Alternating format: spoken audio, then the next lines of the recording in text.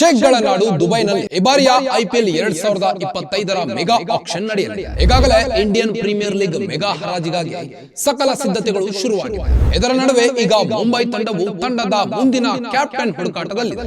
ಶೇಖ್ಗಳ ನಾಡು ದುಬೈನಲ್ಲಿ ಈ ಬಾರಿಯ ಐಪಿಎಲ್ 2025ರ ಮೆಗಾ ಆಕ್ಷನ್ ನಡೆಯಲಿದೆ. ಈಗಾಗಲೇ ಇಂಡಿಯನ್ ಪ್ರೀಮಿಯರ್ ಲೀಗ್ ಮೆಗಾ ಹರಾಜಿಗಾಗಿ ಸಕಲ ಸಿದ್ಧತೆಗಳು ಶುರುವಾಗಿದೆ. ಇದರ ನಡುವೆ ಈಗ ಮುಂಬೈ ತಂಡವು ತಂಡದ ಮುಂದಿನ ಕ್ಯಾಪ್ಟನ್ ಹುಡುಕಾಟದಲ್ಲಿದೆ. ಕಳೆದ 4 ಪಂದ್ಯಗಳಲ್ಲಿ ವಿನ್ ಆಗಿ ಪಾಯಿಂಟ್ಸ್ ಟೇಬಲ್ ನಲ್ಲಿ ಲಾಸ್ಟ್ ಪ್ಲೇಸ್ ನಲ್ಲಿತ್ತು. ಇದರೊಂದಿಗೆ ಲೀಗ್ ಹಂತದಲ್ಲಿ ಟೂರ್ನಿಯಿಂದ ಔಟ್ ಆಗಿತ್ತು. ಹೀಗಾಗಿ ಮುಂಬೈ ತಂಡದ ನೂತನ ಕ್ಯಾಪ್ಟನ್ ಆಗಿ ಹಿಟ್ ಮ್ಯಾನ್ ರೋಹಿತ್ ಆಪ್ತರೊಬ್ಬರನ್ನ ಸೆಲೆಕ್ಟ್ ಮಾಡಲು ಮುಂದಾಗಿದೆ ಅಂತೆ. ಹಾಗಾದ್ರೆ ಅವ್ರ್ಯಾರು ಅಂತೀರಾ? ಈ ಸ್ಟೋರಿ ನೋಡಿ.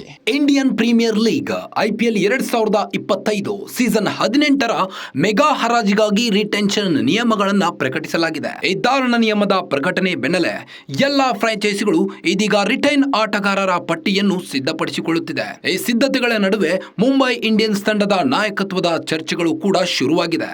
ಮುಂಬೈ ಇಂಡಿಯನ್ಸ್ ಫ್ರಾಂಚೈಸಿಯು ಕಳೆದ ಸೀಸನ್ನಲ್ಲಿ ರೋಹಿತ್ ಶರ್ಮಾ ಅವರನ್ನು ನಾಯಕತ್ವದಿಂದ ಕೆಳಗಿಳಿಸಿ ಹಾರ್ದಿಕ್ ಪಾಂಡ್ಯಗೆ ಕ್ಯಾಪ್ಟನ್ ಪಟ್ಟ ನೀಡಿದ್ರು. ಆದರೆ ಪಾಂಡ್ಯ ನಾಯಕತ್ವದಲ್ಲಿ ಮುಂಬೈ ತಂಡವು ಅತ್ಯಂತ ಕಳಪೆ ಪ್ರದರ್ಶನ ನೀಡಿತ್ತು. ಅಷ್ಟೇ ಅಲ್ಲದೆ ಕೇವಲ 4 ಮ್ಯಾಚ್ಗಳಲ್ಲಿ ಜಯ ಸಾಧಿಸಿ ಕೊನೆಯ ಸ್ಥಾನದೊಂದಿಗೆ ಐಪಿಎಲ್ ಅಭಿಯಾನ ಅಂತ್ಯಗೊಳಿಸಿತ್ತು. ಈ ಕಳಪೆ ಪ್ರದರ್ಶನದ ಬೆನ್ನಲ್ಲೇ ಹಾರ್ದಿಕ್ ಪಾಂಡ್ಯರ ನಾಯಕತ್ವದ ಗುಣಗಳ ಬಗ್ಗೆ ಪ್ರಶ್ನೆಗಳೆದ್ದಿದ್ದವು. ಅದರಲ್ಲೂ ಮಾಜಿ ನಾಯಕ ರೋಹಿತ್ ಶರ್ಮಾ ಅವರನ್ನು ನಡೆಸಿಕೊಂಡ ಬಗ್ಗೆ ಅಪಸ್ವರಗಳು ಕೇಳಿ ಬಂದಿದ್ದವು.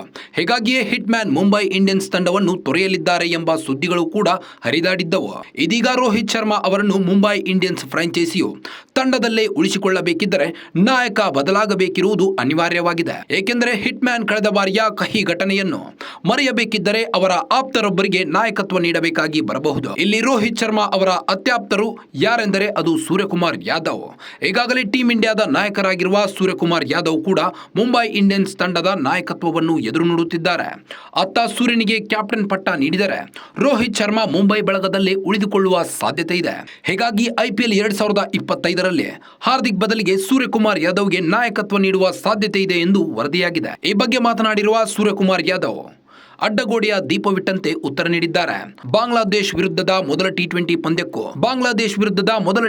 ಪಂದ್ಯಕ್ಕೂ ಮುನ್ನ ಸುದ್ದಿಗೋಷ್ಠಿಯಲ್ಲಿ ಕಾಣಿಸಿಕೊಂಡ ಸೂರ್ಯಕುಮಾರ್ಗೆ ನೀವು ಮುಂಬೈ ಇಂಡಿಯನ್ಸ್ ತಂಡದ ನಾಯಕರಾಗಲು ಬಯಸುತ್ತೀರಾ ಎಂಬ ಪ್ರಶ್ನೆಯನ್ನ ಮಾಡಿದ್ದಾರೆ.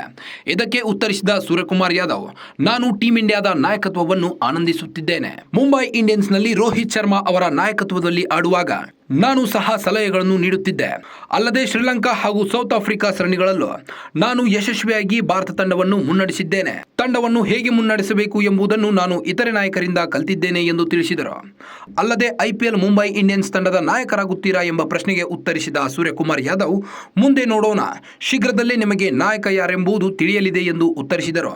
ಇದಾಗಿಯೂ ಸೂರ್ಯಕುಮಾರ್ ಯಾದವ್ ಮುಂಬೈ ಇಂಡಿಯನ್ಸ್ ತಂಡವನ್ನು ಹಾರ್ದಿಕ್ ಪಾಂಡ್ಯ ಅವರೇ ಮುನ್ನಡೆಸಲಿದ್ದಾರೆ ಎಂಬುದನ್ನು ಎಲ್ಲೂ ಸಹ ಪ್ರಸ್ತಾಪಿಸಿಲ್ಲ. ಹೀಗಾಗಿಯೇ ಐಪಿಎಲ್ 2025ರಲ್ಲಿ ಮುಂಬೈ ಇಂಡಿಯನ್ಸ್ ಫ್ರಾಂಚೈಸಿ ಸೂರ್ಯಕುಮಾರ್ ಯಾದವ್ಗೆ ಕ್ಯಾಪ್ಟನ್ ಪಟ್ಟ ಕಟ್ಟಲಿದೆಯಾ ಎಂಬ ಪ್ರಶ್ನೆಯೊಂದು ಹುಟ್ಟಿಕೊಂಡಿದೆ. ಸೂರ್ಯಕುಮಾರ್ ಹೇಳಿದಂತೆ ಈ ಪ್ರಶ್ನೆಗೆ ಶೀಘ್ರದಲ್ಲೇ ಉತ್ತರ ಸಿಗಲಿದೆ. ಗ್ಯಾರಂಟಿ ನ್ಯೂಸ್, ಸುದ್ದಿ ಖಚಿತ, ನ್ಯಾಯ ನಿಶ್ಚಿತ.